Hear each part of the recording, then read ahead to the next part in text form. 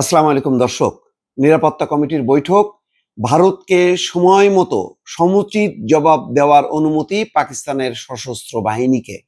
তাৎক্ষণিকভাবে বলেনি, বলেছে সময় মতো। খুবই সিগনিফিকেন্ট। অর্থাৎ সশস্ত্র বাহিনী এখন তার পরিকল্পনা নেবে এবং ভারত যেমন কোনো পূর্ব নির্দেশ ছাড়াই হুট করে রাতের বেলায় হামলা করেছে, তার পাল্টা জবাব দেওয়া হবে, পাল্টা প্রতিক্রিয়া।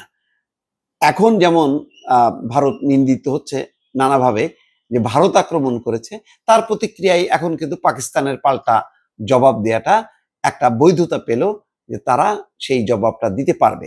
সেই অনুমতিটা সশস্ত্র বাহিনীকে দেওয়া হলো।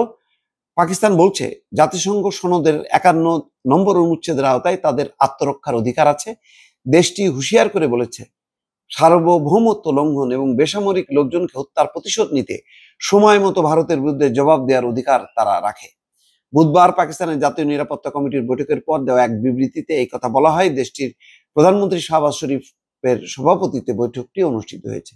বিবৃতিতে বলা হয়, নিজেদের বিচার বিবেচনা অনুযায়ী ভারতের বিরুদ্ধে পাল্টা পদক্ষেপ নেওয়ার জন্য পাকিস্তানের সশস্ত্র বাহিনীকে পূর্ণ অনুমোদন দেওয়া হয়েছে। ইতিমধ্যে পাকিস্তান ভারতের ওই হামলার নিন্দা জানিয়েছে। হামলায় নিহত ব্যক্তিদের স্বজনদের প্রতি শোক জানিয়েছে তারা। ভারতের হামলাকে উস্কানিমূলক এবং কাপুরুষোচিত উল্লেখ করে ইসলামাবাদ বলেছে, এই ঘটনাকে কেন্দ্র করে যে ভয়াবহ পরিস্থিতি তৈরি হয়েছে তার সমুচিত জবাব দেওয়া হবে। বিবৃতিতে বলা হয়, পাকিস্তানের সেনাবাহিনী ভারতের আগ্রাসন থেকে নিজের ভূখণ্ডগত অখণ্ডতা দৃঢ়ভাবে রক্ষা করবে। সম্প্রতি পাকিস্তানের পেহেলগামে বন্দুকধারীদের এক হামলার জেরে সৃষ্ট উত্তেজনার মধ্যে মঙ্গলবার মধ্যরাতের পর পাকিস্তানের 6টি জায়গায় ক্ষেপণাস্ত্র হামলা চালিয়েছে ভারত। ইসলামাবাদ বলছে হামলায় অন্তত 26 জন নিহত হয়েছেন এবং অর্ধশত আহত হয়েছে। জবাবে রাতেই নিয়ন্ত্রণ রেখার উপরে হামলা চালিয়েছে পাকিস্তান। দিল্লি বলছে পাকিস্তানের এই হামলায় 10 জন নিহত এবং 32 জন আহত হয়েছে। পাকিস্তান বলছে তারা ভারতের 5টি যুদ্ধ বিমান এবং কিছু ড্রোন ভূপাতিত করেছে। যুদ্ধ বিমানগুলো পাকিস্তানের আকাশ সীমায় ঢুকতে দেওয়া হয়নি। তবে এসব বিষয়ে ভারত এখনো আনুষ্ঠানিক কোনো প্রতিক্রিয়া জানায়নি। দেখেন, তারা বলতে পারতো যে পাকিস্তানের এই কথাগুলো মিথ্যা, কিন্তু তারা বলছে না। তার মানে স্বীকার করে নিয়েছে। এখন স্বীকার করে নিয়েছে, কিন্তু তারা সেই খবরগুলো প্রকাশও করছে না, যাতে তাদের যে বীরত্ব, তাদের যে দাদাগিরি, তারা যে একটা বিশাল একটা ঘটনা ঘটিয়েছে এবং এটা ব্যাপকভাবে প্রচার করছে। কিছু নারী কমান্ডার তাদেরকে সামনে এনে এটা গ্ল্যামারাস করার চেষ্টা করছে।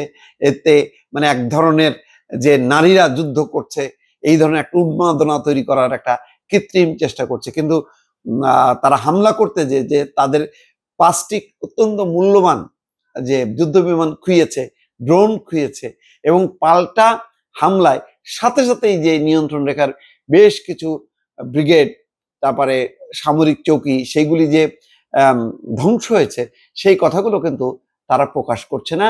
যতটা তারা বলার চেষ্টা করছে যে তারা জঙ্গি ঘাঁটিগুলো নির্মূল করেছে, কিন্তু দেখা যাচ্ছে যে আসলে নিরীহ বেসামরিক লোকজন মারা গেছে এবং সেই হামলার ব্যাপারে সাধারণভাবে মানুষের মধ্যে মানে সারা বিশ্বে নিন্দা কুড়িয়েছে। এটা কোনোভাবেই ভারতকে এই পর্যন্ত কোনো দেশ বলেনি যে তারা সঠিক একটি কাজ করেছে। দর্শক, ভালো থাকবেন। আল্লাহ হাফেজ।